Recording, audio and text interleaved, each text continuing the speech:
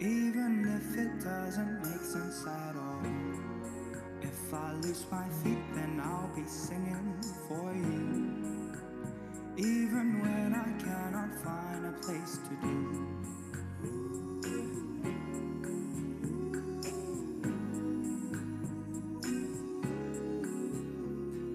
Yeah, I fell in love. Come kiss me, wake me up. I hope you wish me luck even when I'm down on my knees. Yeah, I fell in love. Come kiss me, wake me up.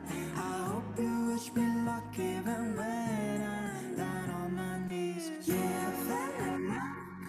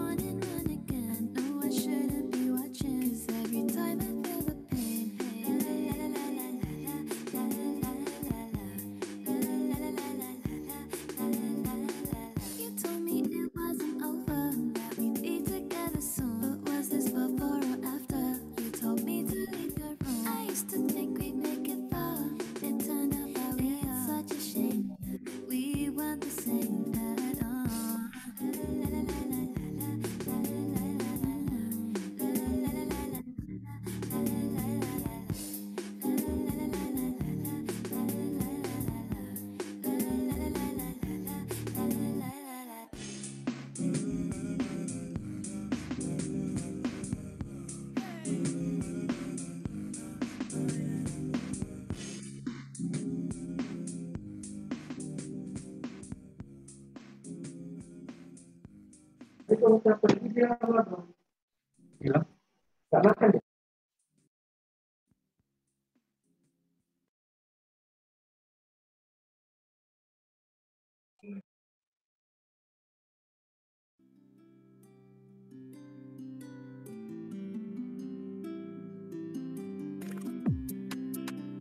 found the street of the house in which she stayed, and my diary's full of your name on every page. Cause I read somewhere you fall in love with me. I'll try and try again, one day you'll see. Your head's in Hai semua. Hai Kak. Halo, buka dong videonya semua. Pengen lihat dong yang ganteng-ganteng, cantik-cantik di sini, anak 19. Wah, udah cukup banyak ya. Yuk diajak lagi teman-temannya, 33 orang. Oke. Ini kita udah jam 19:10 nih. Jadi kita bakal mulai acara Kesma Intalk 2019 kita yang super kece bersama orang-orang yang kece juga. Nah, jadi hari ini kita akan bahas mengenai LinkedIn ya. Kalau bicara tentang LinkedIn nih, teman-teman pasti udah bakal tahu sih kalau di mana-mana LinkedIn itu sekarang lagi happeningnya nih kan, karena ini sebagai satu medsos nih, sebenarnya medsos untuk orang-orang yang profesional. Kalau kalian udah punya LinkedIn, pastinya udah profesional dong ya kan. Tapi kalau kita ngomong tentang LinkedIn gitu kan, ada baiknya sih kalau kakak juga memperkenalkan diri nggak sih? Iya nggak? Oke, jadi Kak bakal perkenalkan diri dulu. Jadi selamat datang buat adik-adik semuanya. Selamat datang juga buat narasumber yang kece, yang luar biasa ini.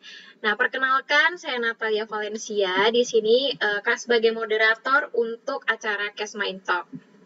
Nah, jadi mungkin kita bisa memperkenalkan diri dulu deh ya. Kira-kira narasumber kita kali ini dari mana sih? Siapa sih namanya gitu kan, teman-teman bakal udah penasaran banget kan. Oke, kita lanjut aja introduction untuk narasumber hari ini. Mungkin bisa di next.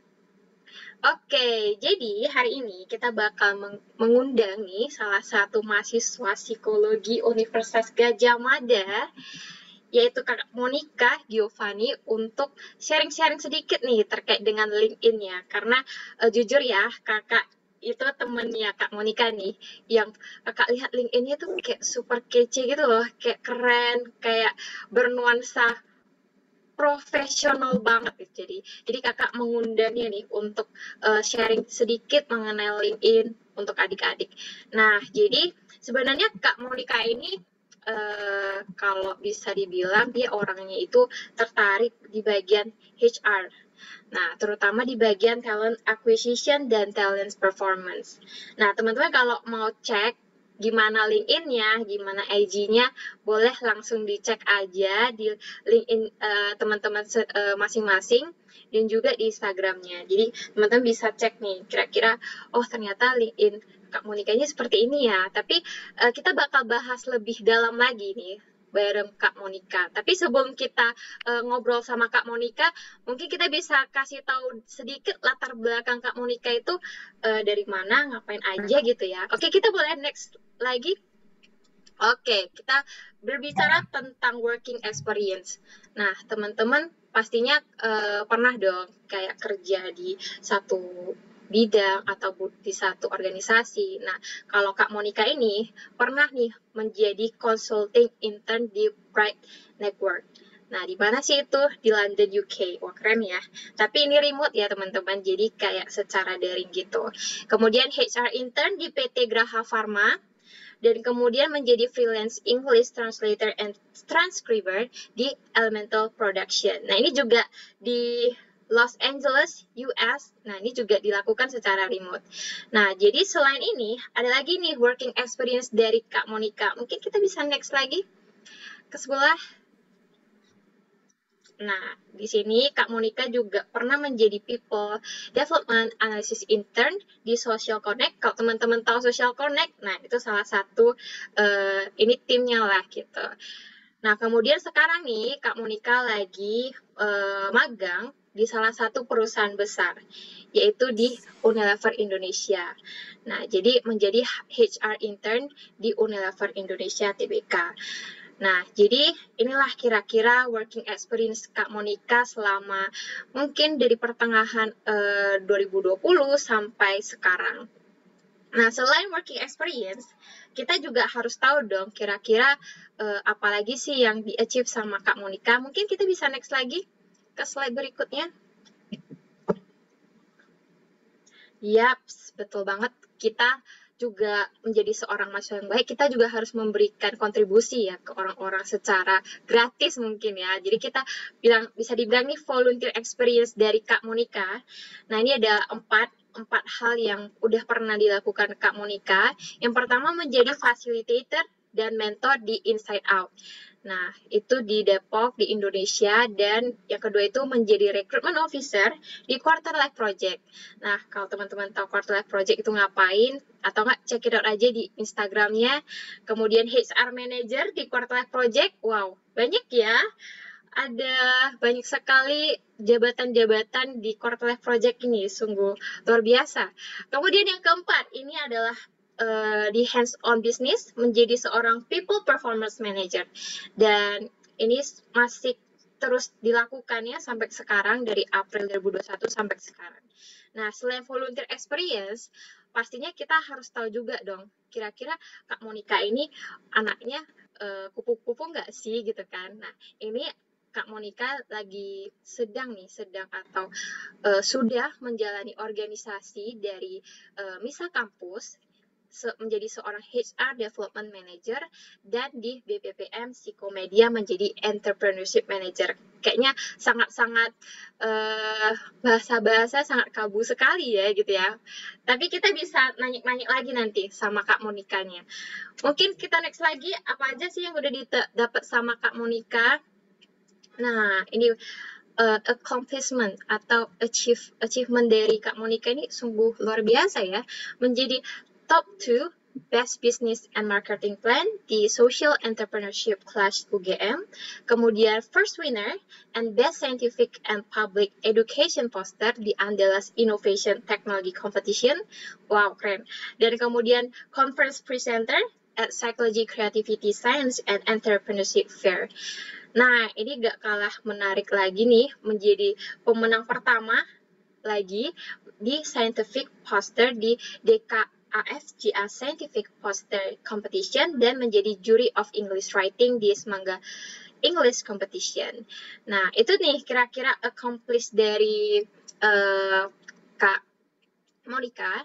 Jadi sebelum kita masuk lebih lanjut nih, aku pengen ngobrol-ngobrol bentar nih sama Kak Monica. Kira-kira nih, apa sih, ini aku tanya ya Kak Monica ya, Kak Mon, apa sih yang membuat dan hal yang paling berkesan sama Kak Mon dari pencapaian Kak Mon yang udah Kak Mon lakukan nih? Kira-kira boleh nih dikasih sharing-sharingnya sama adik-adiknya, kira-kira itu biar menjadi insight baru nih untuk Kak Monica. Kita sambut dulu yuk Kak Monikanya. Halo Kak Monica.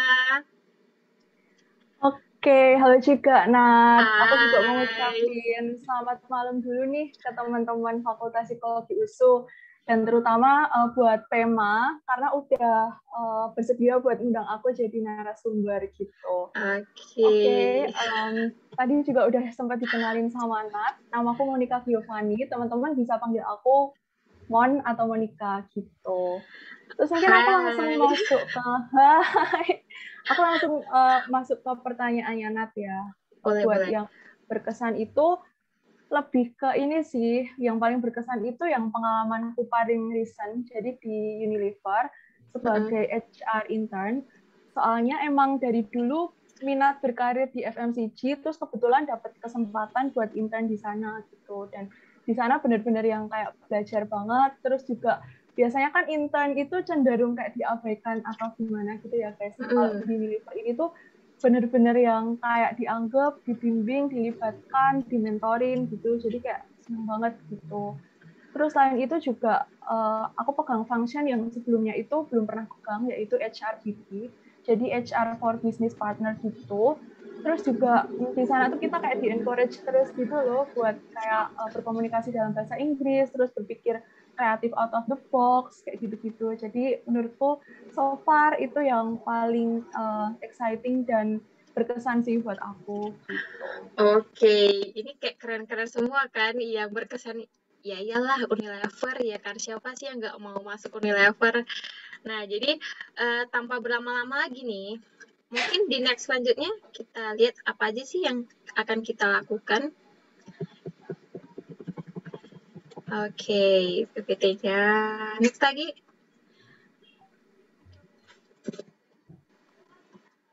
Oke, jadi nah ini nih yang ditunggu teman-teman nih. Introduction terkait dengan LinkedIn. Ya kan? LinkedIn itu apa? Ya kan, ngapain aja? Itu makhluk apa sih ya kan? Udah, kita tanpa berlama-lama lagi nih ya, kita undang aja Kak Monica untuk memberikan sedikit gitu kan paparan terkait dengan LinkedIn. Silakan Kak Monica, waktu dan tempat dipersilakan. Oke, jadi tadi waktu di awal, waktu Kak Nat buka, sempat dijelasin juga sih teman-teman tentang LinkedIn. Cuma ini aku bakal keep it brief aja ya, supaya teman-teman juga nggak bosen gitu. Ya mungkin Natasha bisa minta tolong di next. Oke, pertama-tama apa sih LinkedIn itu? Jadi mungkin teman-teman juga udah tahu ya. Jadi LinkedIn itu sebenarnya mirip nih kayak Instagram, kayak Twitter, TikTok, Facebook yang sekarang kayak kata Kak Nat kayak lagi happening banget gitu. Nah, LinkedIn ini juga happening banget, cuma happeningnya itu di ranah profesional gitu. Jadi LinkedIn ini tuh multifunction banget. Untuk fungsinya apa aja bakal ada di slide selanjutnya gitu. Tapi bedanya sama platform sosial media lain, si LinkedIn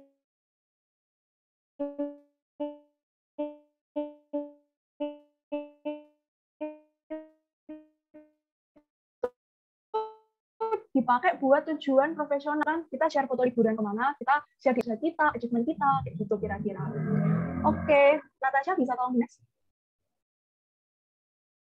Oke, selanjutnya, buat apa sih sebenarnya LinkedIn itu?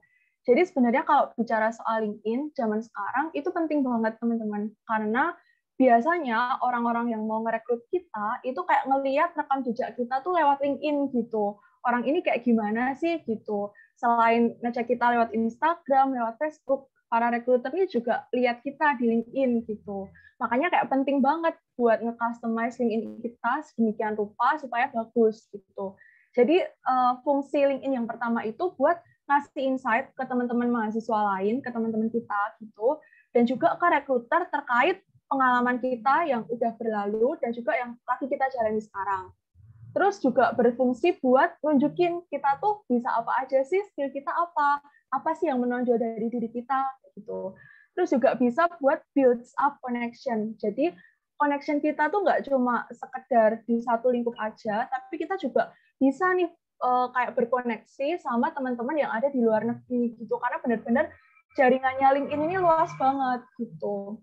Terus juga kita tuh bisa nge-share pengalaman kita ke koneksi kita atau bahkan ke koneksi kita. Wah, kayak gimana tuh maksudnya koneksi kita. Jadi maksudnya, misalkan kita pakai LinkedIn, terus kita tuh nge-like suatu post gitu.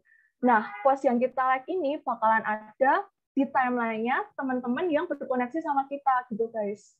Jadi misalkan Nat bikin post, terus aku like postingannya Nat gitu ya. Terus misalkan Natasha ini koneksi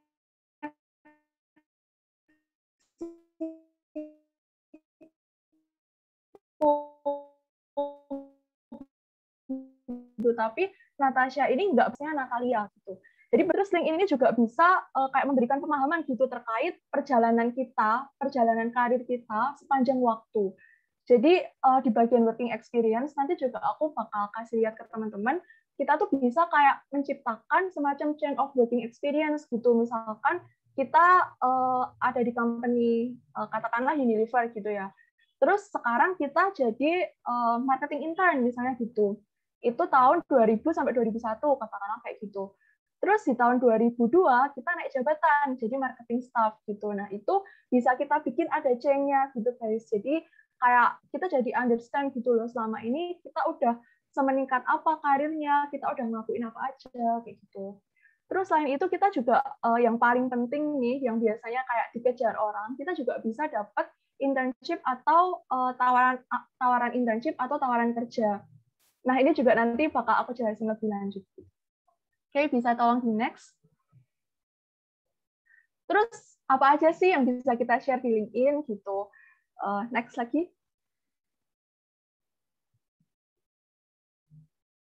Oke, jadi yang pertama, kita tuh bisa nge-share tentang pengalaman kita atau bikin status nih. Jadi yang bisa bikin status tuh nggak cuma Twitter atau Facebook aja ya guys, tapi di LinkedIn ini kita juga bisa bikin status gitu. Tapi statusnya ini itu status yang biasanya kayak update pekerjaan gitu. Misalkan kayak ini di bagian kanan, ini ada Salma. Jadi Salma itu habis diterima sebagai sosmed intern di Ways for Change gitu. Dan si Salma ini update status gitu. Terus Tania juga keterima sebagai ASDOS, dia juga update status gitu. Jadi statusnya ini lebih ke update ke koneksi kita. Kita tuh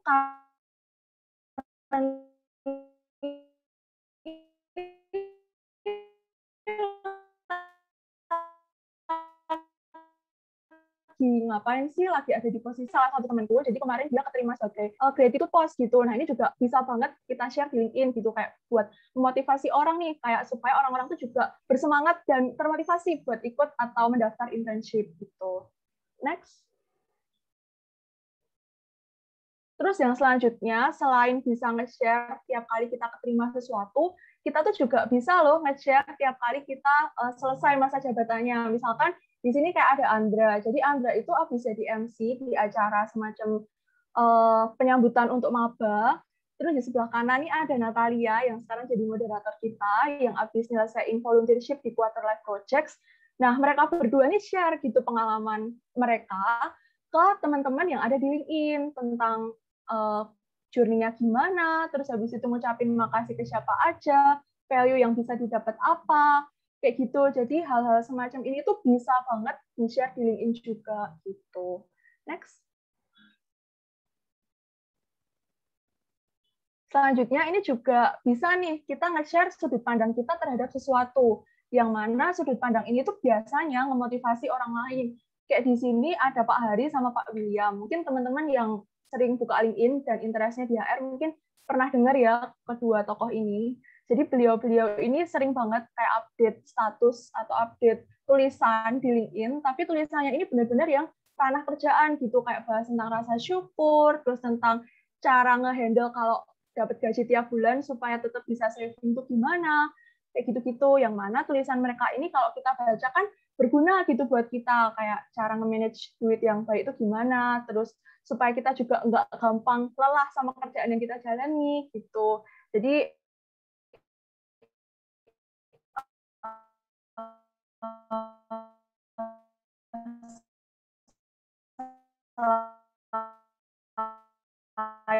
selain kita share experience, kita juga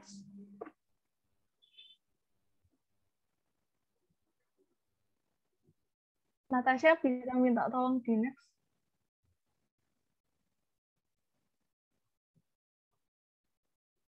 Oke, jadi kita juga selain 3 hal tadi bisa nge-share apa sih yang kita lakuin akhir-akhir ini gitu. Jadi kalau yang our recent works ini lebih ke arah konten gitu sih guys. Misalkan teman-teman bisa gambar atau teman-teman habis ngelakuin sesuatu bikin konten apa gitu. Nah itu juga bisa banget di-share ke LinkedIn. Tujuannya supaya kita tuh bisa tahu gitu loh, kayak dapat tambahan ilmu juga dari teman-teman. Misal kita interestnya di HR, tapi kita dapat tambahan ilmu tentang klinis. Nah itu kan juga bisa widening our knowledge gitu, nggak cuma circle-nya di HR doang gitu.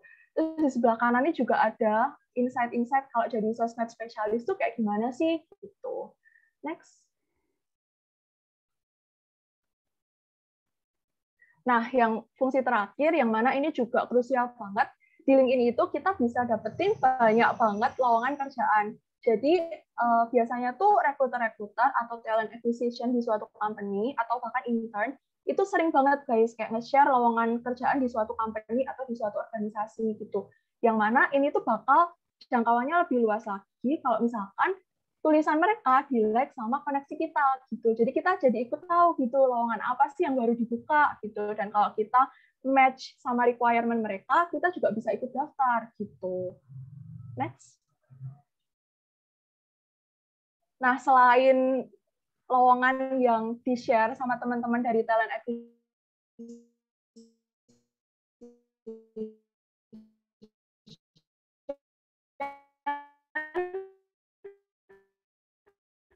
di sini juga kita bisa dari company-nya itu buka lowongan di talent acquisition. Jadi aku biasanya pakai keyword talent acquisition intern. Nah, dengan aku mengetik keyword kayak gitu, di sini jadi muncul semua gitu guys, lowongan kerjaan yang kira-kira match sama kepinginanku gitu.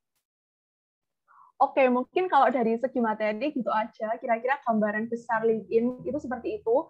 Sebenarnya semacam apa ya, luas banget sih LinkedIn itu, bahkan kayak function-nya itu juga banyak banget. Tapi di sini aku cuma sebutin 6 di antaranya, dan yang bisa di-share itu juga banyak banget gitu. Kayak basically bisa share apa aja teman-teman, asal masih dalam lingkup profesional gitu. Karena sejauh ini aku belum pernah nemu yang ranah pribadi di-share di LinkedIn gitu. Jadi emang benar-benar scope-nya itu di working, di intern, di organisasi, di achievement, kayak gitu-gitu aja gitu. Oke, mungkin kalau dari segi materi itu, sekarang aku Oke, jadi mungkin kita udah tahu nih kan sedikit banyak dari LinkedIn. Nah, itu ada 6 ya teman-teman ya, bisa di-highlight, bisa di-noteskan lagi. Tapi masih banyak kan, kira-kira ada fitur-fitur lain yang mungkin lebih canggih yang kita bisa explore lagi di LinkedIn. Nah, jadi sungguh insightful ya untuk semua materi-materi yang udah diberikan Kak Monica, dan aku juga baru tahu ya kan, oh ternyata kayak gini gitu kan. Soalnya aku sendiri juga masih belum expert kali di LinkedIn. Nah, jadi tanpa berlama-lama lagi nih, teman-teman, kita udah ngumpulin beberapa pertanyaan dari teman-teman juga. Ada beberapa pertanyaan yang masuk nih ke kita, sehingga kita bakalan mengulik bareng-bareng apa aja jawaban-jawaban yang kira-kira dapat memberikan insight baru dan mungkin bisa menjadikan pembelajaran buat kita. Jadi kita lanjut aja ke slide selanjutnya. Oke, untuk pertanyaan pertama, bagaimana sih Kak Monica cara membuat LinkedIn dengan feeds yang menarik dan dilirik oleh perusahaan atau HR? Nah, entahkah dari biodata, description, dan foto profile. Mungkin Kak Monica bisa bantu untuk menjawab ini. Oke, aku coba jawab berdasarkan pemahamanku ya teman-teman. Jadi kalau misalkan kita bicara soal Instagram, feeds-nya itu kan lebih ke gambar-gambar yang ada di profil kita. Nah, kalau di LinkedIn, feeds ini tuh lebih ke kayak working experience, terus volunteership, terus achievement yang kita punya gitu. Jadi kalau misalkan bicara soal LinkedIn, cara supaya menarik itu lebih ke ini sih. Pertama, teman-teman harus perhatiin foto profil teman-teman. Jadi jangan sampai foto profilnya itu foto profil yang selfie gitu. Itu sangat-sangat nggak recommended gitu sih guys. Jadi harus foto yang formal, terus pakai kemeja lah at least gitu. Dan background-nya diusahakan jangan yang terlalu rame gitu. Nanti rekruternya bingung mau fokus ke orangnya apa fokus ke background-nya gitu. Jadi lebih ke itu sih. Terus kalau nanti waktu aku share screen, aku juga bakal tunjukin contoh foto profil yang dianjurkan tuh kayak gimana gitu. Terus habis itu selain foto profil, teman-teman juga perlu perhatiin sih peletakan antara working experience, internship, terus organisasi, terus volunteer kayak gitu tuh harus dipisah gitu. Jadi kalau suggestion dari aku, misalkan teman-teman gabung jadi staff acara di kepanitiaan baksos gitu ya misalnya. Nah, itu teman-teman masukinnya ke section volunteer gitu, bukan di section working experience. Tapi kalau teman-teman currently lagi magang nih, misalkan magang di mana ya, social connect gitu misalnya, jadi people development analyst intern gitu. Nah, itu teman-teman masukin ke working experience kayak gitu.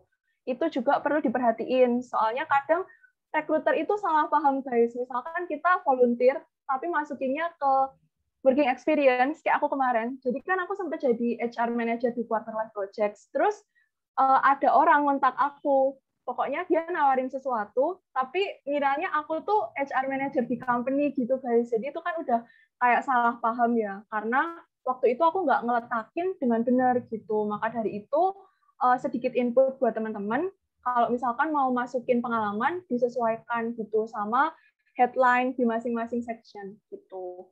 Terus untuk deskripsi juga perlu banget diperhatiin.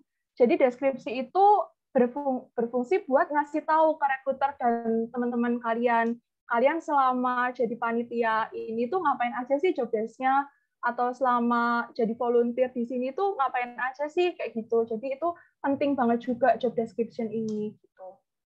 Mungkin kira-kira kayak gitu sih, Nat, yang penting buat diperhatiin. Oke. Oh ya, kalau Monica ada yang mau di-share screen, misalnya mau contohin, itu boleh ya nanti, entah kalau dari kamunya mau memberikan langsung konkretnya. Nah, mungkin ini pertanyaan pertama sudah nih terjawab. Jadi, sesuaikan job description-nya, jangan sampai salah letak ya. Kayaknya ini aku perlu mengoreksi lagi nih LinkedIn-ku. Oke, kita next lanjut ke pertanyaan kedua. Nah, bagaimana kita dapat percaya diri untuk menaruh pengalaman kerja atau organisasi ke LinkedIn? Ini kayaknya lebih ke personal ya, Kak Mon. Mungkin bisa dibantu nih untuk mencerahkan sedikit. Oke, pertanyaannya agak tricky ya, guys. Gimana caranya supaya percaya diri? Tapi buat jawab pertanyaan ini, mungkin aku bakal ibaratkan dengan tangga gitu ya. Pertama-tama, kenapa sih kita nggak percaya diri? Itu kan karena kita tuh lihat atas terus gitu. Yang mana tangga ini kan terdiri dari banyak anak tangga. Dan kalau misalkan kita kurang percaya diri, berarti kita lihat orang yang udah ada di pucuk tangga ini nggak sih? Kayak gitu. Sedangkan orang-orang yang ada di pucuk tangga ini juga mereka tuh berawal dari bawah gitu. Mereka nggak mungkin bisa langsung naik ke atas kan, unless mereka terbang gitu. Nah, karena sama-sama mulai dari nol, itu kan starting point-nya sama kayak kita semua gitu. Supaya kita bisa sampai di posisi atas, kita tuh harus berusaha pelan-pelan gitu, kayak naik satu anak tangga, terus naik lagi, sampai akhirnya kita tuh ada di posisi paling atas gitu. Yang mana itu sesuai dengan harapan kita. Karena paling atas atau gimana itu kan relatif sesuai persepsi kita ya, kayak gitu. Jadi yang pertama itu lebih ke mengubah mindset kita gitu sih. Kalau misalkan at some point we all gotta start from something kan gitu. Terus juga kita tuh harus grateful juga sih sama apa yang kita punya sekarang. Jadi kalau kita lihat ke atas terus tuh nggak ada habisnya gitu. Jadi kita harus sesekali lihat ke bawah juga, lihat ke teman-teman yang mungkin less fortunate daripada kita, katakanlah nggak berhasil masuk ke univ yang mereka inginkan gitu. Sedangkan teman-teman di sini kan udah berhasil masuk ke USU nih, yang mana USU juga PTN yang bagus di Indonesia gitu, yang mana itu juga udah starting point banget buat teman-teman gitu. Terus juga selain itu lebih ke ini sih, lebih ke apa ya, bersikap berani gitu sih guys. Karena kalau kalian udah berani dan kalian udah apa ya, punya niat, itu kayak semuanya tuh udah langsung jalan gitu. Pokoknya kalian harus ini sih, apa ya, pelan-pelan aja nggak apa-apa. Kalau misalkan kalian udah gabung di satu kepanitiaan atau satu volunteer gitu, masukin aja ke LinkedIn kalian sampai nanti akhirnya kalian tuh nggak sadar gitu, tahu-tahu wah LinkedIn-ku udah penuh ya, dan kalian tuh merasa puas sendiri gitu loh. Ternyata selama ini perjuanganku udah membuahkan hasil nih, aku udah kayak teman-teman yang lain yang ada di posisi atas gitu. Jadi lebih ke ini sih, kalau orang Jawa bilang alon-alon asal kelakon gitu. Jadi pelan-pelan, yang penting kita bisa mencapai target kita gitu. Oke, thank you. Jadi by step ya teman-teman, jadi nggak ada yang langsung instan. Apapun pengalaman atau organisasi yang kecil itu tetap berharga ya kan, Mon? Oke. Benar banget. Mungkin kita lanjut aja ke pertanyaan selanjutnya ya. Oke, yang ketiga ini adalah, apakah pengalaman tanpa sertifikat dapat dicantumkan, Kak? Seperti volunteer atau kepanitiaan tanpa sertifikat. Nah, itu kayaknya agak tricky ya. Nah, mungkin dibantu aja, Mon. Oke, kalau sepengetahuanku nggak apa-apa ya guys, karena biasanya ini tuh kayak sebagai proof aja gitu loh buat recruiter. Dan bahkan recruiter pun nggak banyak yang digging our certificates gitu. Jadi lebih ke waktu mereka interview, kita bisa jelasin job desk kita waktu volunteer atau kepanitiaan, itu udah sangat cukup buat mereka gitu tanpa perlu ngelampirin sertifikat. Biasanya kayak gitu ya yang aku tahu.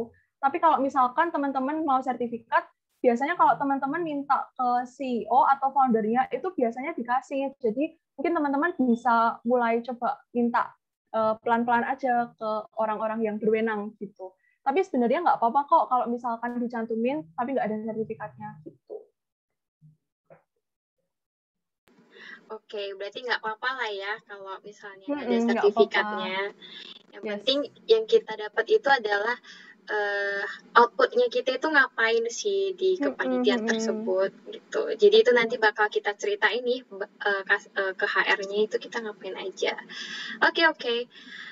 Mungkin udah keempat kita ini bakal ini ada pertanyaan lagi, apakah sertifikat, piagam, dan penghargaan atau prestasi lainnya penting untuk ditampilkan di LinkedIn? Dan yang mana saja yang perlu dicantumkan? Nah, ini mungkin bisa kita sedikit share screen ya, apa aja, karena kan piagam, sertifikat, penghargaan itu mungkin beda-beda ya, Mon. Nah, jadi mungkin boleh Mon dibantu untuk menjawabnya. Oke, kalau buat pertanyaan ini, kalau dari aku sendiri, cuma ini masih kayak perdebatan gitu sih guys, apakah penting untuk ditampilkan atau enggak. Cuma kalau dari aku, I would recommend buat enggak ditampilin aja gitu. Jadi sertifikat ini kan isinya tuh lebih ke personal dan bahkan ada nama lengkap kalian selengkap-lengkapnya, terus habis itu ada tanda tangan orang yang mengeluarkan sertifikat juga, kayak gitu, yang mana itu cukup bahaya dan cukup riskan kalau misalkan kita share ke umum dan ke orang-orang yang kita nggak kenal kan basically, karena LinkedIn ini sekali lagi luas banget gitu, bahkan post kalian ini bisa sampai ke India loh, bahkan orang India ini bisa lihat post kalian, orang US bisa kayak gitu, dan cybercrime itu sekarang tuh makin marak banget gitu loh, dan kita nggak tahu orang baik itu yang mana, orang jahat yang mana, dan kadang kayak in disguise gitu kan, nggak kelihatan. Menurutku kalau misalkan teman-teman mau nge-compile sertifikat atau piagam yang teman-teman punya, itu lebih ke di-upload ke Google Drive aja sih guys. Jadi kalian upload ke Google Drive, terus kalian shorten link, terus kalian masukin link portofolio itu ke dalam CV kalian gitu. Jadi aiming-nya tepat nih, aiming si sertifikat ini ya benar-benar ke recruiter aja gitu, nggak ke orang-orang yang ada di LinkedIn gitu. Karena sekali lagi kita nggak ngerti ya apakah mereka punya intensi jahat atau enggak gitu. Kalau aku kemarin kayak gitu, jadi aku compile sertifikatnya, aku shorten link, terus aku input di dalam CV-ku gitu. Terus yang perlu dicantumkan kalau dari sertifikat, piagam, atau prestasi ini, kalian nggak apa-apa nge-share penghargaan atau prestasi, yang mana itu juga cukup bagus gitu buat memotivasi orang buat ikut berprestasi seperti kalian. Cuma kalau misalkan kalian share, menurutku lebih ke ini aja sih, lebih ke pengalaman kalian, mungkin gratitude letter atau apa ya, sesuatu yang memotivasi orang, tapi jangan cantumin sesuatu yang sifatnya personal gitu, kayak sertifikat ini kan personal gitu. Kalau dari aku gitu, jadi I would recommend not to put the certificates di LinkedIn gitu. Oke, kalau misalnya sertifikat dari kepanitiaan gitu, berarti boleh-boleh aja lah ya. Sebenarnya kalau bolehnya boleh aja sih, cuma kadang agak jaga-jaga gitu sih teman-teman kalau misalkan disalahgunakan. Tapi sebenarnya nggak apa-apa banget sih, lebih ke value teman-teman sih kadang kalau kayak gini. Oke. Berarti kalau menurut Monica sertifikat yang cocok untuk ditampilin tuh yang gimana sih? Aku kayak muncul pertanyaan itu. Kalau sertifikat yang bisa ditampilin, misalkan sertifikat yang ada orang yang mengeluarkan sertifikat itu, tapi cuma cap perusahaannya aja, nggak ada tanda tangannya. Misalkan kayak gitu. Terus juga bisa jadi sertifikat yang ada nama kalian, tapi bukan nama yang selengkap-lengkapnya gitu. Misalkan namaku tuh panjang banget kan, Monica Serafina Giovanni Hadi Sutanto kayak gitu. Nah, kalau misalkan di sertifikat itu namanya cuma Monica Giovanni, itu nggak apa-apa gitu buat kalian share misalkan. Tapi kalau namanya panjang benar-benar lengkap ditaruh di LinkedIn, menurutku cukup risky gitu guys gitu. Terus selain itu mungkin lebih ke sertifikat yang sifatnya sertifikasi gitu ya, misalkan ambil sertifikasi soal HR gitu. Nah itu menurutku nggak apa-apa juga kalau misalkan di-share ke LinkedIn. Jadi kayak aku habis took this certification loh recently gitu, kalian share di LinkedIn gitu nggak apa-apa. Gitu. Menurutku gitu sih teman-teman. Oke. Mungkin kita udah cukup insightful lah ya terkait dengan sertifikat mana yang perlu di-upload dan tidak. Nah, ini selanjutnya, dan ini mungkin pertanyaan terakhir ya. Jika sertifikat kepanitiaan atau volunteer datang terlambat, apakah pengalaman tersebut dapat dicantumkan di LinkedIn? Oke, silahkan Mon. Oke, kalau pertanyaan ini jawabannya bisa banget. Soalnya biasanya kita tuh bikin status update tentang suatu posisi dalam kondisi kita tuh belum dapat sertifikat gitu, teman-teman. Jadi waktu kita starting a position gitu, biasanya kita tuh langsung update di LinkedIn aja gitu. Maksudnya kita di sini aku refer ke kita gitu ya.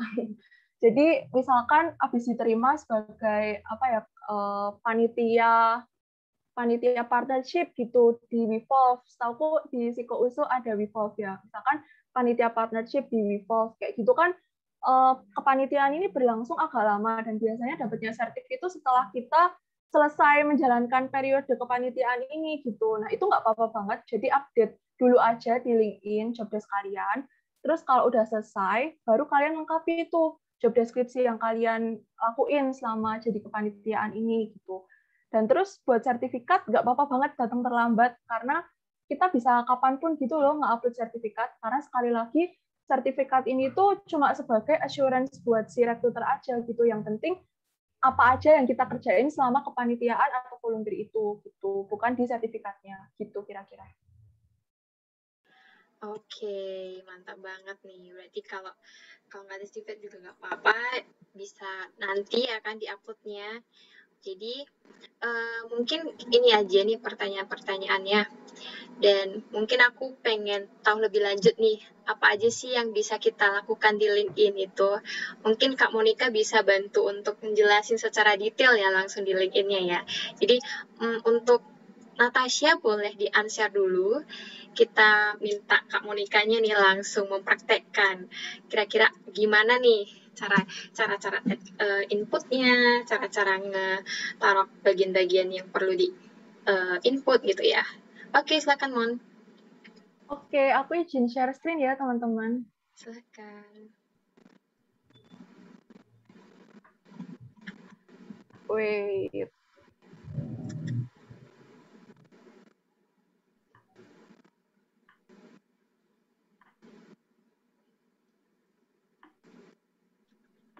Oke.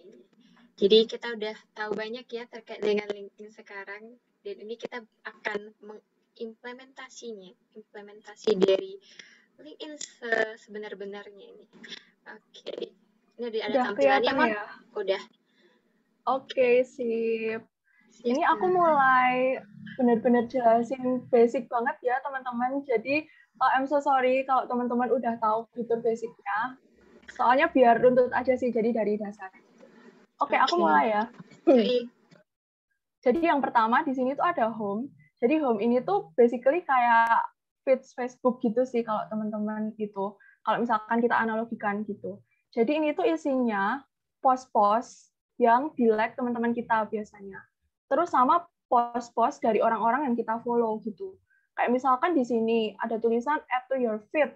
Nah, ini tuh isinya biasanya orang-orang atau page yang kayak kita secara nggak langsung menaruh interest gitu loh. Secara nggak langsung kayak misalkan kita tuh follow orang-orang yang berbau HR. Nah, rekomendasi kita di sini itu ya orang-orang HR gitu. Tapi kalau yang PT Softex Indonesia, aku nggak tahu kenapa rekomendasinya gitu, tapi mungkin lebih ke kayak company yang FMCG gitu kali ya guys, gitu. Terus habis itu ini kalau teman-teman scroll, ini isinya ya kayak gini, bahkan kadang ada apa namanya ads juga sama kayak sosmed lain. Terus ini salah satu koneksiku nge-share kegiatan volunteer dia, basically kayak gitu sih kalau di home gitu. Oh iya, terus ya udah kepencet. Di sini dulu deh. Di sini tuh ada bagian start a post. Jadi teman-teman kalau misalkan mau bikin status itu bisa di bagian sini gitu. Terus kalau mau nge-share foto, tinggal klik aja bagian foto, terus pilih foto yang mau di-share. Gitu juga dengan video gitu. Terus kalau bagian ini, My Network, ini tuh isinya invitation dari teman-teman yang mau connect sama kita gitu. Jadi di sini ya basically cuma itu sih isinya. Terus di bagian bawah juga ada online events yang bisa dihadiri. Dan biasanya ini juga sekali lagi terkait sama interest kita sih, karena secara nggak langsung, ini apa ya namanya ya, algoritma mungkin ya, algoritmanya LinkedIn itu cukup akurat gitu. Kita minatnya di apa, otomatis mereka tuh tunjukin hal-hal yang kita minat gitu. Terus ini juga ada rekomendasi orang dari organisasi kita. Misalkan teman-teman dari USU nih ya, nah itu bakalan di sini tuh people you may know from Universitas Sumatera Utara gitu. Di sini nanti ada nih teman-teman dari USU, bahkan nggak cuma dari Fakultas Psikologi aja, tapi kayak dari misalkan kedokteran gitu juga bakal muncul di sini, asalkan dia dari USU gitu. Terus ini orang-orang yang punya role yang sama kayak kita, itu juga bakalan ada rekomendasinya dari LinkedIn. Gitu sih basically di bagian My Network ini. Terus di bagian job, nah ini yang aku ceritain ke teman-teman tadi. Jadi ini tuh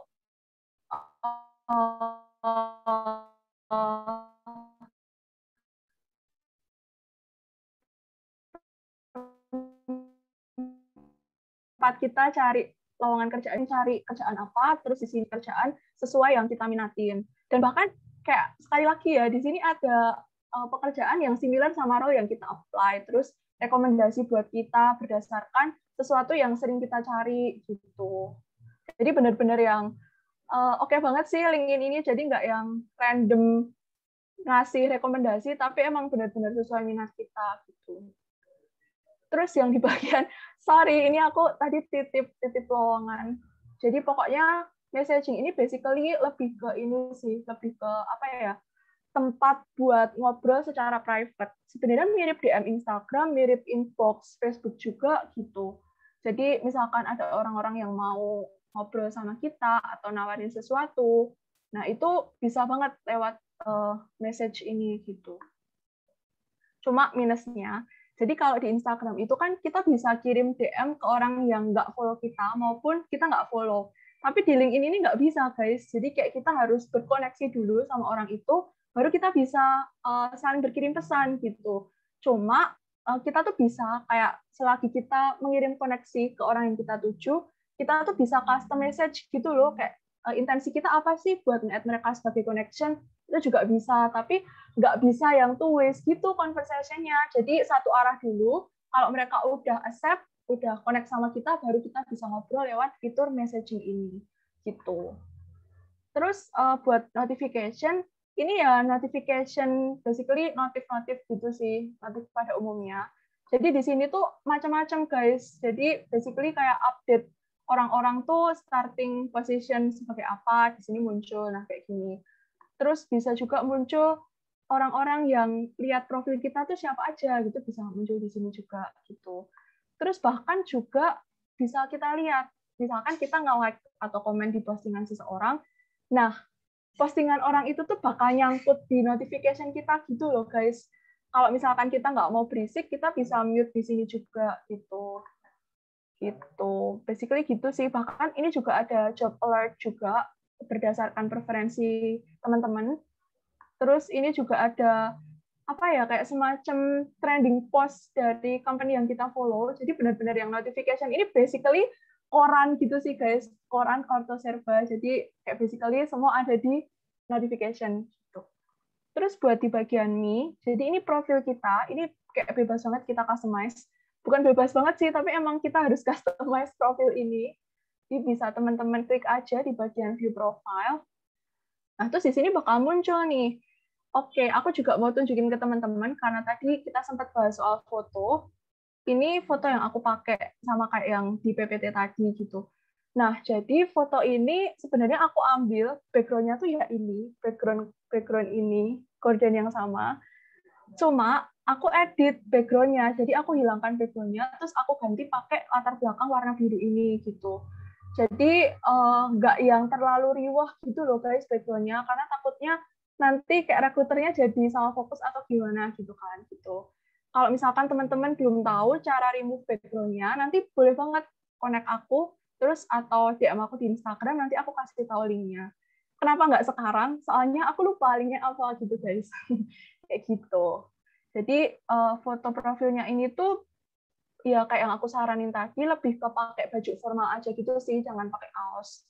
Terus juga mukanya sebisa mungkin tampak, jadi jangan sampai yang ketutupan poni atau pakai kacamata hitam gitu, jangan banget, karena itu muka kalian nanti nggak kelihatan. Padahal salah satu hal yang dilihat rekruter itu ya foto. Kalau fotonya menarik, rekruternya juga pasti tertarik sama kalian. Terus kalau misalkan mau ganti foto, gimana nih? Tinggal klik aja add foto, terus kalian pilih upload apa nih ketutupan? Upload foto, terus di oke, udah gitu doang. Gitu. Terus apalagi ya?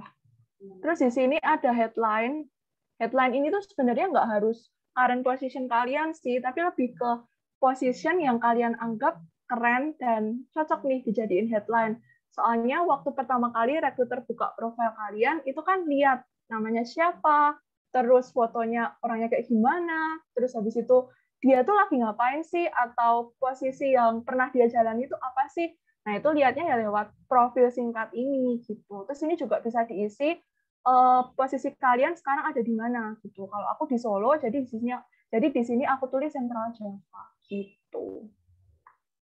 Terus kalau 461 connection ini jumlah teman yang kita punya di LinkedIn gitu. Terus kalau who viewed your profile ini jumlah orang yang melihat profil kalian selama 1 minggu atau 1 bulan gitu, aku agak lupa gitu. Jadi kalau misalkan diklik ini bakalan muncul siapa-siapa aja yang siapa aja yang buka profil kalian gitu. Bahkan di sini juga ada mereka dari organisasi mana aja, itu juga bisa teman-teman lihat di bagian sini.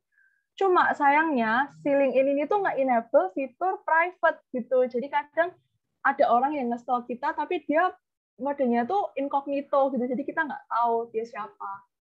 Cuma itu ya sebenarnya beneficial juga sih buat kalau misalkan kita nggak pengen ketahuan kalau kita lagi nge-stalk orang.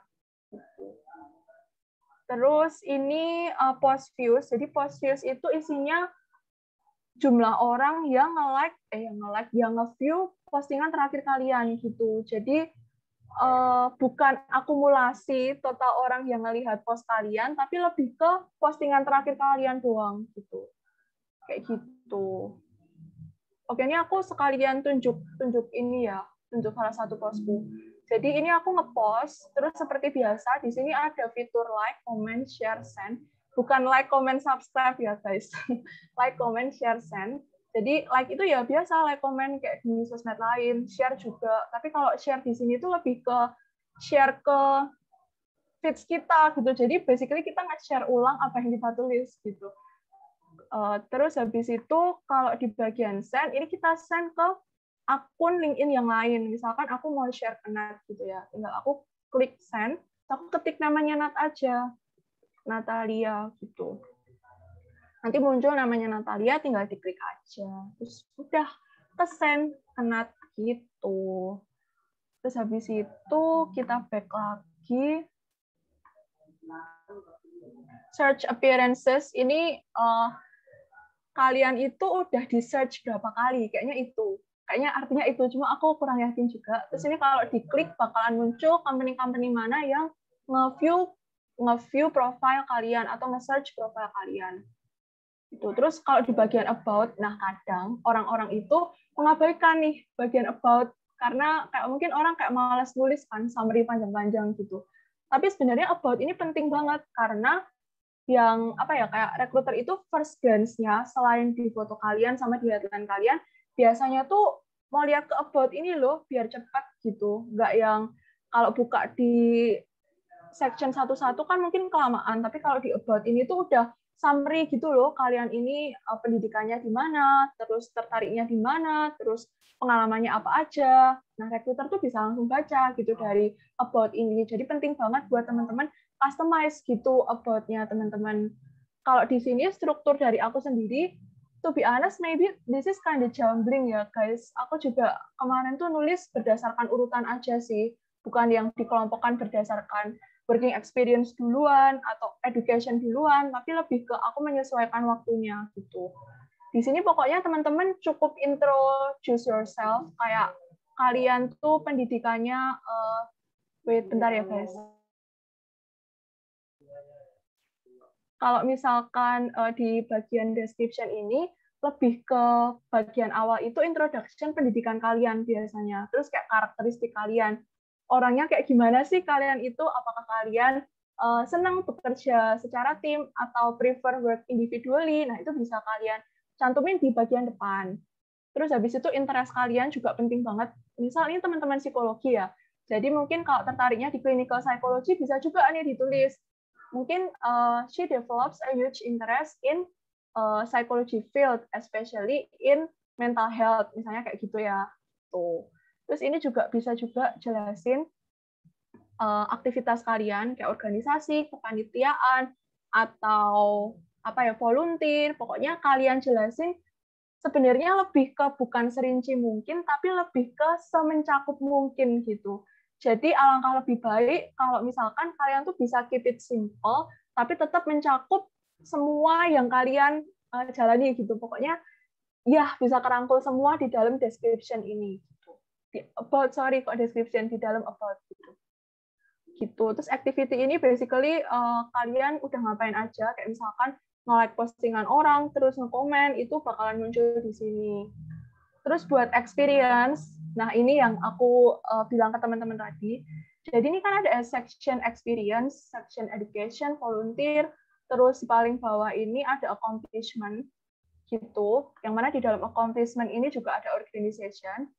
Jadi pokoknya keep in mind ya guys, kalau misalkan teman-teman lagi working on a role sebagai intern, sebagai part-timer, sebagai full-timer, sebagai freelance, atau sebagai model gitu, misalnya kan contract base. Nah, kayak gitu ditaruhnya di experience gitu. Tapi kalau misalkan teman-teman volunteer, jadi misalkan ada oprek gitu kan ditulisin ya apakah itu internship atau volunteer. Nah, kalau misalkan itu ditulisnya volunteer, teman-teman masukinnya ke section volunteer di bagian sini gitu. Jadi kayak misalkan aku kemarin, jadi aku tuh sempat di quarter life project kan guys. Terus aku masukin human resources manager ini di bagian experience. Terus ada orang kontak aku, ngira aku human resource manager di company gitu. Jadi bikin orang salah paham. Makanya habis itu aku pindah ke section volunteer biar orang bisa bedain apakah ini benar-benar working atau cuma sekedar sukarelawan aja gitu. Terus same goes to the organization. Jadi misalkan teman-teman gabung di PEMA gitu ya. Nah, itu lebih cocok kalau misalkan ditaruhnya di bagian organization gitu. Sebenarnya di bagian organization ini juga mirip-mirip kok sama kayak yang working experience sama volunteership, cuma dia masuknya ke section accomplishment gitu. Di sini juga ada posisi kalian, company, atau organisasi, terus habis itu ada tanggal selesai dan tanggal mulai, terus deskripsi kerjaan.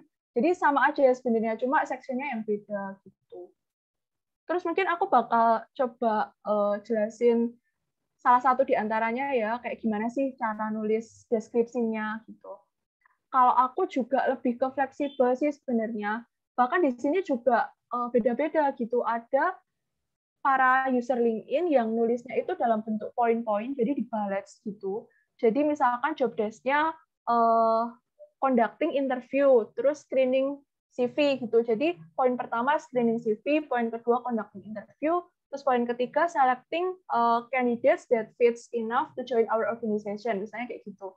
Jadi ada yang kayak gitu, tapi kalau aku lebih prefer ke paragraf, soalnya menurutku paragraf lebih lebih terkesan friendly dan storytelling gitu loh guys. Jadi kayak orang bacanya juga lebih enak. Tapi in my opinion ya, kalau teman-teman mau keep it simple dengan pakai bullets juga nggak apa-apa banget gitu. Asalkan tadi job desk teman-teman apa aja itu ditulis dengan jelas di bagian description gitu.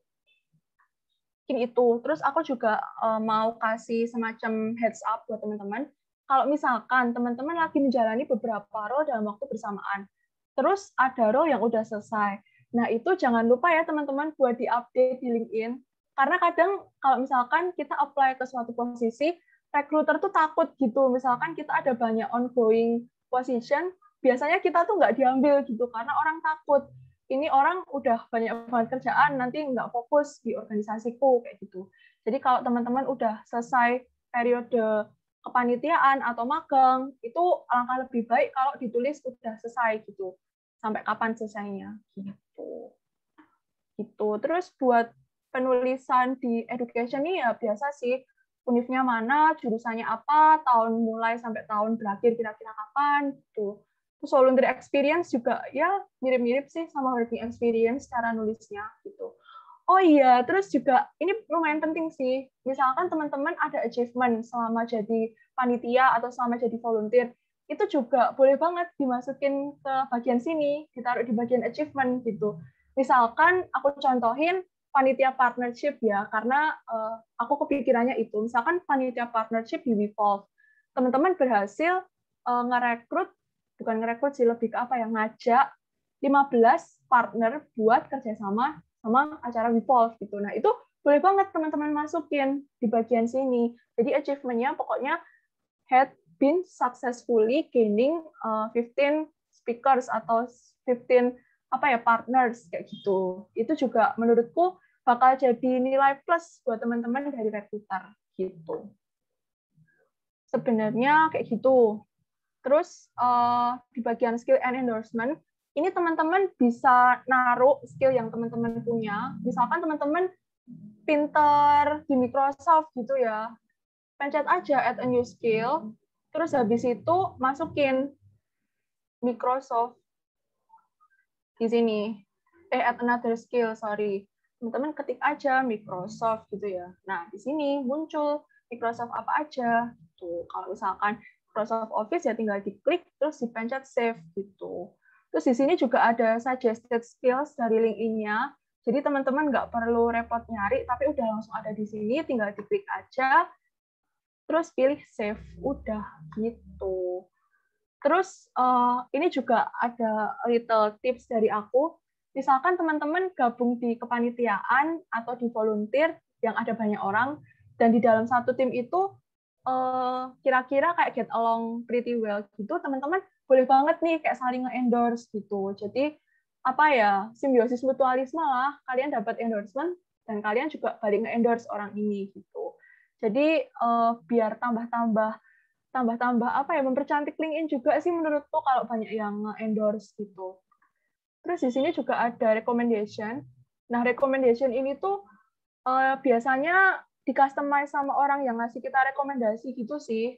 Jadi apa ya, ini tuh nggak mandatory sebenarnya. Tapi kalau ada ini ya lebih cantik aja gitu. Kayak misalkan orang make upan.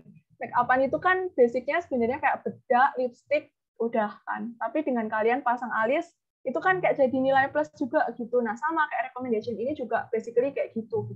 Makin cantik aja kalau misalkan ada orang yang nulis experience-nya mereka sama kita tuh kayak gimana gitu. Terus di bagian accomplishment, di LinkedIn ini banyak banget accomplishment. Maksudnya section-nya, jadi ada subsection lagi. Ada honors and awards, courses, languages, organizations, publication, sama test score gitu.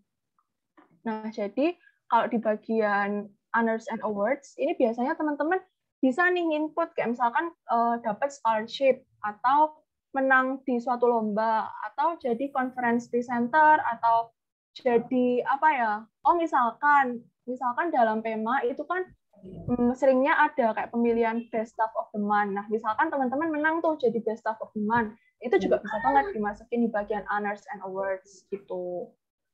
Terus di bagian courses, ini lebih ke kursus yang teman-teman ambil sama ini apa. Terus languages ini bahasa yang teman-teman apa ya kira-kira kuasai gitulah. Nah, di sini juga ada macam-macam pilihannya. Jadi ada proficiency-nya, teman-teman bisa klik aja sesuai kapabilitas teman-teman itu seberapa gitu. Jadi apa ya, kalau misalkan teman-teman ngerasa ada di professional working proficiency, nah klik aja di professional working proficiency, terus diklik save gitu. Terus bagian organization ini aku sebenarnya juga masih kurang ini ya. Cuma setahu kalau ada graduate kayak kita, organization ini lebih ke organisasi kampus biasanya. Jadi dimasukinya di bagian organization. Tapi kalau orang-orang yang udah kerja, kalau misalkan mereka ikut kayak organisasi pecinta Lamborghini. Nah, itu dimasukin ke bagian organization juga gitu. Terus di bagian publication ini rata-rata orang input conference paper atau paper penelitian. Cuma aku sebenarnya kemarin udah sempat yang di conference satu itu ada papernya, cuma nggak dipublikasikan. Jadi aku nggak taruh di sini. Cuma aku sempat gabung di lembaga jurnalistik gitu. Jadi aku taruh di sini publication itu tulisan-tulisan yang pernah aku tulis gitu. Terus test score ini kalau teman-teman punya TOEFL atau punya TOEIC, aku nggak tahu bacanya, TOEIC itu teman-teman juga bisa input di sini. Ini juga jadi nilai tambah sih buat orang-orang yang mau merekrut kalian gitu. Biasanya kan zaman sekarang kayak dilihat ya language kalian tuh proficiency-nya seberapa. Nah, dengan ada test score ini, rekruter tuh jadi lebih yakin gitu sama kalian. Oh, orang ini berarti bahasa Inggrisnya bagus nih, skornya tinggi. Gitu. Terus di sini juga ada interest kalian di mana aja. Ini biasanya berisi page-page yang kita follow sih, atau yang kita taruh di section working, terus experience working, terus sama volunteer, biasanya muncul di sini. Itu bagian profil. Terus tadi kan aku sempat kasih lihat ya di bagian notification. Itu kan orang-orang yang nge-stalk kita tuh ada yang ketahuan siapa aja yang nge-stalk, dan ada yang nggak ketahuan. Nah, gimana sih caranya supaya nggak ketahuan? Jadi, kalian pencet aja bagian settings and privacy. Sorry, laptopku agak-agak lemot. Terus kalian klik di bagian visibility. Terus di bagian profile viewing options. Pilih yang change. Terus di sini ada pilihannya, teman-teman mau yang mana. Kalau misalkan teman-teman mau kelihatan full, pilih yang ini. Ada name sama headline kalian. Terus kalau mau private tapi setengah-setengah nih, pencet aja yang ini. Kalau misal kalian pencet yang ini, kalian tuh bakal nampak gitu loh, sekarang tuh lagi di mana. Cuma kalau kayak gini kan, orang juga nggak bisa menerka itu siapa ya, karena yang kerja di company ini kan nggak cuma kalian doang gitu. Jadi ini juga bisa jadi tempat persembunyian gitulah. Tapi kalau kalian sama sekali nggak mau kelihatan, itu bisa pencet yang private mode ini. Ini benar-benar yang anonymous gitu, nggak kelihatan yang stalk profile orang itu siapa, padahal itu kalian gitu. Kalau aku biasanya, misalkan aku lagi nggak ngapa-ngapa, gitu aku pencet yang ini. Tapi kalau aku lagi mau buka profil seseorang dan aku nggak pengen orang itu tahu, aku pencet yang private mode gitu. Oke, kira-kira kayak gitu sih guys, kalau basic-basic di LinkedIn, fitur-fiturnya, gitu kira-kira. Kayak gitu. Semoga teman-teman nggak bosan ya. Wih, itu super insightful banget sih. Aku juga baru tahu kalau misalnya kayak best reward gitu bisa dimasukin ke sana. Nanti aku mau masukin deh. Oke, thank you banget, Mon. Itu keren banget. Apa yang udah dikasih, itu jadi satu pembelajaran yang bakal berguna untuk kita yang sebentar lagi mau magang, mau kerja, ya kan. Nah, jadi thank you banget. Ini mungkin kalau ada yang mau bertanya, boleh taruh di kolom chat. Nanti Nat bakalan pilihin. Oke, itu udah dibuka ya teman-teman. Jadi kita akan masuk ke Q&A live session. Nah, mungkin kita akan pilih 1-2 pertanyaan yang mungkin masih belum jelas nih. Ya Kak, jadi teman-teman bisa langsung masukin aja pertanyaan-pertanyaannya di kolom chat. Atau mau langsung speak up juga boleh. Langsung di raise hand aja kalau ada yang mau bertanya. Jangan malu-malu. Ini adalah ilmu yang sangat mahal, ya kan? Gimana lagi ya kan dijelasin satu persatu sama Kak Mon. Keren banget ya. Oke. Ayo kita tunggu ya. Kita tunggu apakah ada pertanyaan. Jadi mungkin untuk teman-teman nih yang belum buat LinkedIn, nah itu bisa dijadiin kayak sumber pengetahuan awalnya nih kan. Kalau kira-kira mau buat namanya itu gimana, about-nya itu kayak mana. Nah, jadi bolehlah dimulai sekarang karena yang nggak tahu masih banyak ya yang belum tahu LinkedIn-nya cara yang pakainya gimana, ataupun yang belum masuk-masukin apa sih yang udah dia achieve sampai sekarang. Kadang nggak apa ya, terpendam gitu karena bingung nih, ini mau masuk apa nih ya kan. Ini nih udah dikasih expertnya dari Kak Monica. Oke, kita coba tunggu lagi. Kalau 2 menit lagi nggak ada, mungkin kita close aja. Aduh, sayang banget nih kalau memang nggak ada. Atau memang udah jelas banget ya. Kalau dari aku sih, mau aku tanya lagi sih, Mon. Tapi kita tunggu aja deh dari teman-teman apa aja. Apalagi, Selamat malam, Kak. Mau nanya. Oke, siapa tuh? Di spotlight dong. Saya Kristi, Kak. Sorry, nggak bisa on cam dulu ya. Oke, it's okay. Oke, Silakan, Kristi. jadi saya mau nanya nih, Kak, sama Kak Monica. Gimana kalau misalnya kan, Kak, kita tuh pengen nih punya pengalaman gitu, kayak magang atau ikut kursus, tapi emang ketolak gitu, Kak. Nah, kan jadi LinkedIn-nya tuh jadi kosong gitu kan, Kak. Mungkin ada sih dikit, cuman gimana gitu, Kak? Gimana biar LinkedIn-nya tuh tetap menarik gitu, Kak? Gitu, Kak. Oke, apakah dapat dijawab, Mon, pertanyaannya? Jelas ya, Mon ya? Oke, udah jelas. Thank you, Kristi, atas pertanyaannya. Kalau dari aku sendiri, mungkin ini sih bisa mulai dengan masukin pengalaman kepanitiaan teman-teman sih. Kalau misalkan di Fakultas Psikologi USU pasti ada banyak event yang salah satunya pasti teman-teman ikutin kan.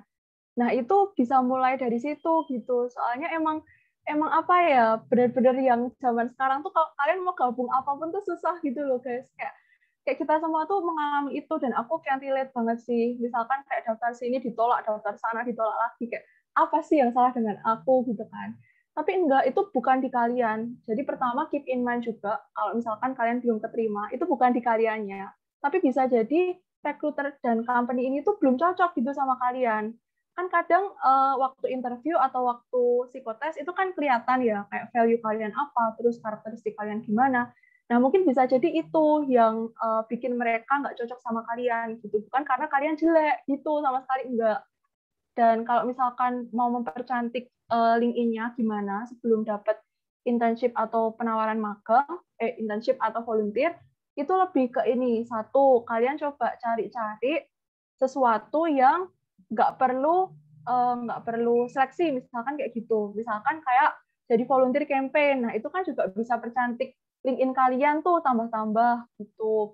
Kalian bisa starting point-nya dari situ dulu gitu. Misalkan volunteer di literasi psikologi, volunteer di Touche, volunteer di quarter life project, kayak gitu kan udah nambah banyak tuh kalian sebagai campaigner, itu juga kan pengalaman gitu. Nah, itu terus habis itu masukin juga pengalaman kepanitiaan kalian, atau masukin juga atau kalian cari-cari kursus gratis. Itu juga salah satu kunci, guys. Jadi kalau teman-teman lihat Revo itu kan sering banget ngadain kursus gratis. Nah, itu teman-teman juga bisa ikut itu sih. Bisa ikut, terus bakalan dapat sertif kan kalau kalian lolos sertifikasi, itu juga bisa dimasukin gitu.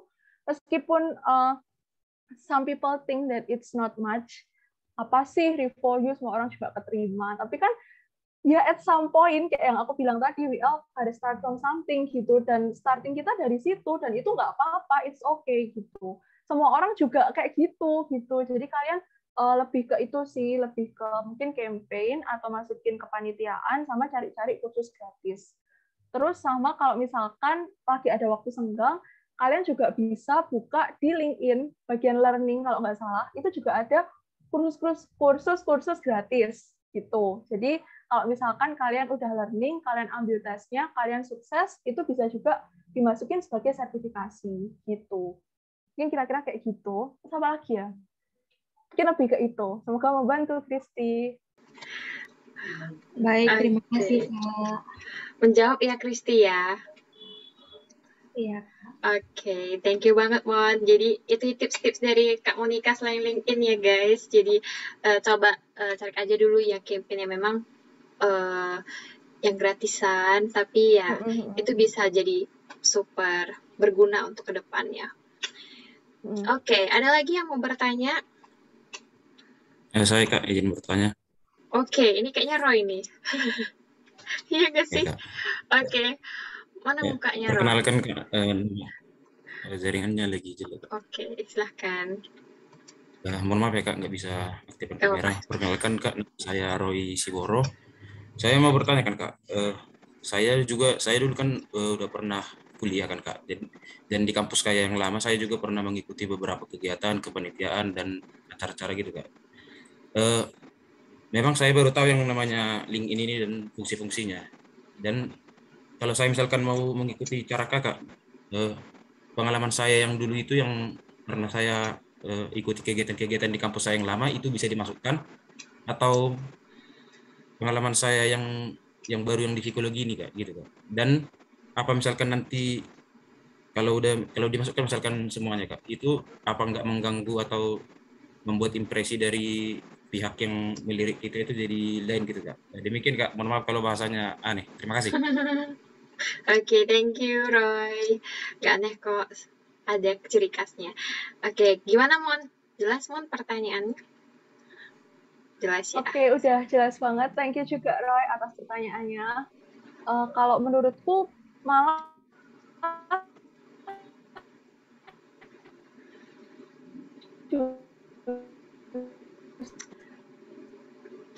Mon, kayaknya agak-agak putus-putus deh. nggak apa-apa banget kamu in gitu. Jadi itu juga. Oke, sorry. Apakah udah?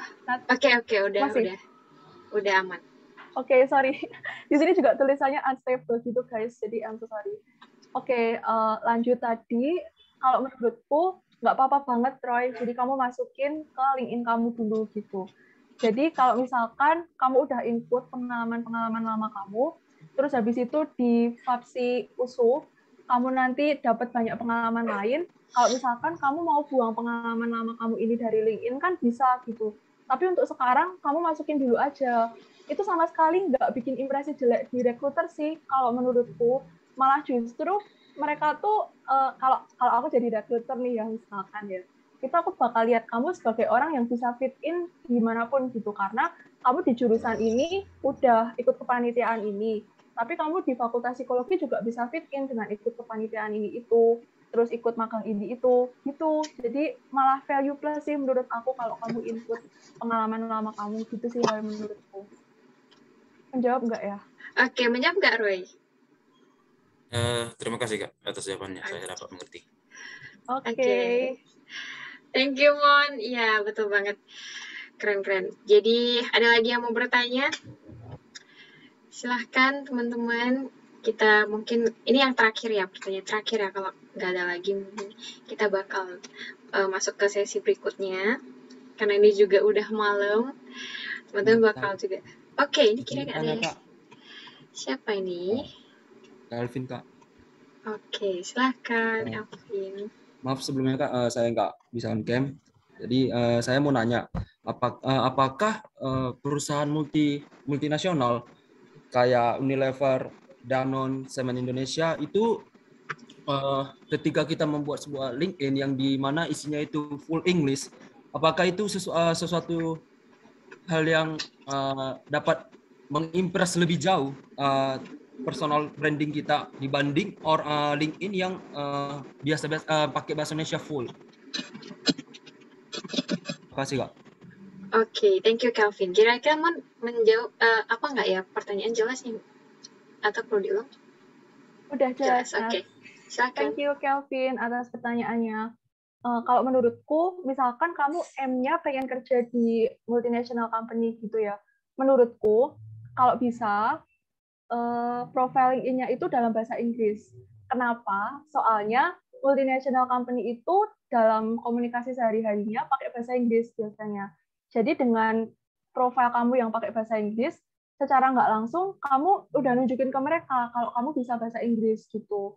Jadi lebih ada value plus gitu. Selain waktu interview kamu sukses pakai bahasa Inggris, waktu FGD juga berhasil kasih ide kamu lewat bahasa Inggris, pakai bahasa Inggris lewat sih gitu. Tapi dengan profile LinkedIn kamu yang pakai bahasa Inggris, itu kayak mereka jadi tambah yakin gitu sih menurutku sama kamu. Karena customize profile aja kamu bisa pakai bahasa Inggris, apalagi sehari-hari ya makin justicious dong gitu. Jadi kalau misalkan di interview sama di FGD, kamu secara oral sukses, nah written-nya gimana, itu kamu buktiin lewat profile LinkedIn kamu, biasanya kayak gitu. Atau lewat CV kamu, gitu. Biasanya kalau misalkan aiming-nya FMCG atau multinational company, lebih ke itu sih, pakai bahasa Inggris biasanya. Gitu, setauku. Oke, menjawab Calvin? Baik Kak, terima kasih atas jawabannya Kak. Saya mengerti Kak. Oke, karena berakhirnya pertanyaan dari Calvin juga berakhir dari sesi Q&A hari ini ya. Jadi itu ya mungkin sedikit tips dari mungkin kalau untuk bahasa Inggris itu masuknya bisa kemana, multinational, dan lebih baik sih pakai bahasa Inggris sih kalau misalnya di LinkedIn. Jadi misalnya nih kalau LinkedIn teman-teman masuk ke India itu kayak bisa dibaca lagi sama orang lain ya, mungkin seperti itu.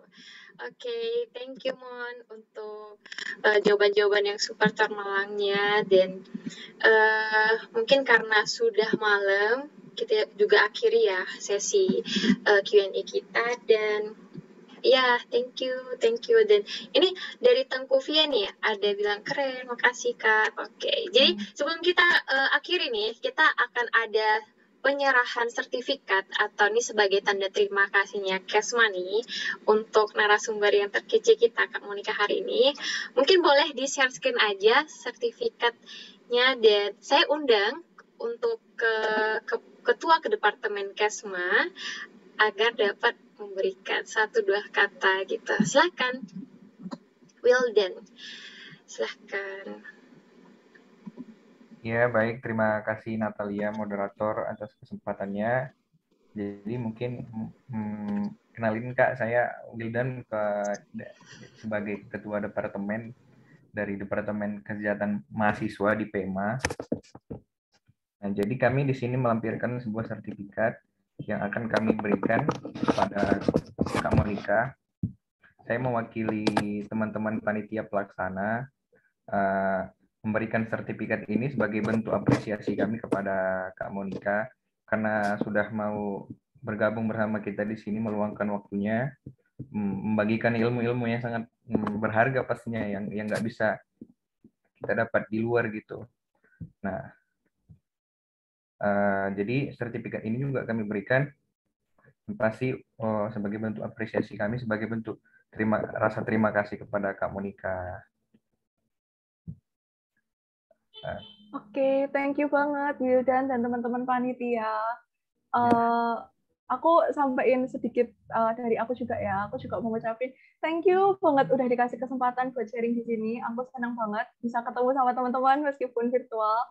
Terus karena aku dari Jawa, kalian notice logat medokku kan guys. Terus akhirnya bisa dengar suara teman-teman dari Medan, dari Sumatera Utara yang khas gitu, kayak seneng juga sih dapat kesempatan gitu. Terus juga aku harap semoga sharingku malam ini berguna buat teman-teman. Dan kalau misalkan teman-teman ada apa-apa, boleh banget reach out aku lewat IG atau lewat LinkedIn gitu. Nanti bakalan aku balas for sure gitu. Oke, thank you untuk Ketua Departemen Kesma, Wildan, dan juga narasumber kita. Oh ya, sebelum kita lanjut, kita mungkin boleh foto dulu. Nah, boleh ditampil lagi share screen-nya, jadi ada foto bareng sertifikat dan juga narasumbernya. Oke, mungkin untuk teman-teman boleh di spotlight lagi dan boleh diambil ya screenshot-nya. Mungkin Farah boleh bantu. Oke. Senyum ya guys. 1, 2, ya. Sebentar. Oke, sekali lagi 1, 2, 3. Oke.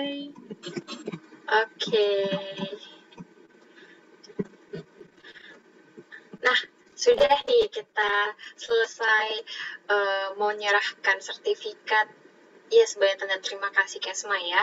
Dan kita juga nggak mau kalah ini ya, ketinggalan juga, kita mau dong teman-teman bisa on cam, kita bisa foto bareng lagi. Ini kan kayak satu angkatan 2019 nih yang kompak banget.